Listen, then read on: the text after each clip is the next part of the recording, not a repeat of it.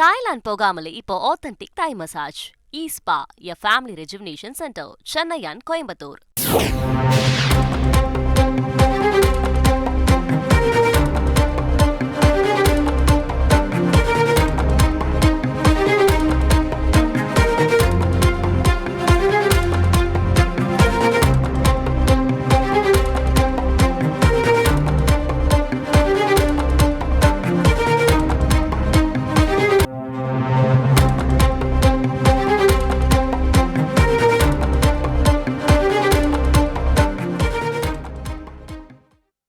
தமிழ்நாடு, கேரளா, தெலங்கானா இந்த 3 மாநில ஆளுநர்கள் என்பதை மறந்து பாஜகவின் மாநில செய்தி தொடர்பாளர்களைப் போல நடந்து கொள்கிறார்கள் என்ற ஒரு விமர்சனத்தை முன்வைத்து அறிக்கை வெளியிட்டிருக்கிறார் சட்டத்துறை அமைச்சர் ரகுபதி. இது தொடர்பான முக்கிய செய்தியை நாம் பார்த்து வருகிறோம்.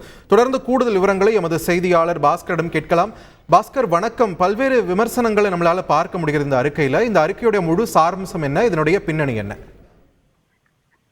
நாகை மாவட்டத்துல பிரதமரனுடைய வீடு கட்டும் திட்டத்துல அது குறித்தும் விமர்சித்திருந்தார் ஆளுநர் RN ரவி. அது குறித்து தான் சட்டத்துறை அமைச்சர் ரகுபதி அவருக்கு பதிலளித்துள்ளார். அரசு திட்டத்துல ஏதாவது விளக்கம் தேவைப்பட்டால் அது குறித்து கேட்டறியலாம். அதை விட்டுவிட்டு எதிர்கட்சியை போல விமர்சனம் செய்வது கிளம்புவதுதான் ஆளுநருக்கு அழகா என்ற கேள்வியை ஆளுநர் ரவிக்கு முன்வைத்திருக்கிறார். கீழ்பெண்மணி தியாகிகள் மணிமண்டபத்தை கொச்சைப்படுத்தியிருக்கிறார் ஆளுநர் அவர்கள். அந்த மணிமண்டபம் கட்டப்பட்டது மார்க்சிஸ்ட் கம்யூனிஸ்ட் கட்சி தான் அங்க அந்த சின்னத்தை அங்க அமைத்தது. இதில் என்ன குறை கண்டார் ஆளுநர் அப்படிங்கிறதையும் கேள்வியாக எழுப்பியிருக்கிறார். பல்வேறு விதமான பிரச்சனைகளை சுட்டிக்காட்டி தமிழ்நாட்டுக்கு ஆளுநர் வந்த பிறகு RN ரவி அவருடைய செயல்பாடுகள் தமிழக அரசுக்கு எதிராக இருக்கிறது.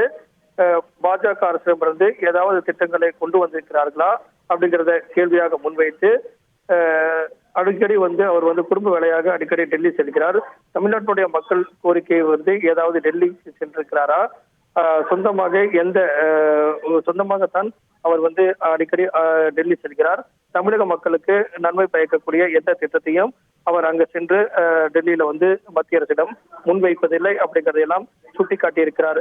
ஆளுநர் நம்பி தடை சட்ட மசோதாவுக்கு அனுமதி வழங்காமல் இழுத்தடித்தது முதல் ஊழல் மற்றும் நிதி முறைகேடுகளில் சிக்கி கைதான சேலம் பல்கலைக்கழக துணைவேந்தரை காப்பாற்றும் நடவடிக்கை வரை ஆளுநர் அனைத்து நடவடிக்கையும் சர்ச்சைக்குரியதாக மட்டுமில்லாமல் சந்தேகத்துக்குரியதாகவே அமைந்திருக்கிறது.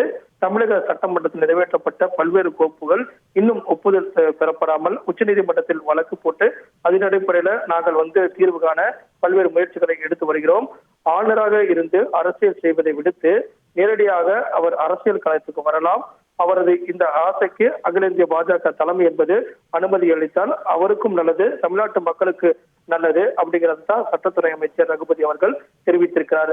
அதாவது கேரளம், தெலுங்கானா, தமிழ்நாடு ஆளுநர்களுக்கு இடையே யாருடைய பெயர் ஊடகங்களில் அதிகம் வருகிறது என்பது குறித்தான மறைமுக போட்டி நடைபெறுகிறது அப்படிங்கிறதா சட்டத்துறை அமைச்சர் ரகுபதியோடைய தகவலாகவும் குற்றச்சாட்டாகவும் உள்ளது.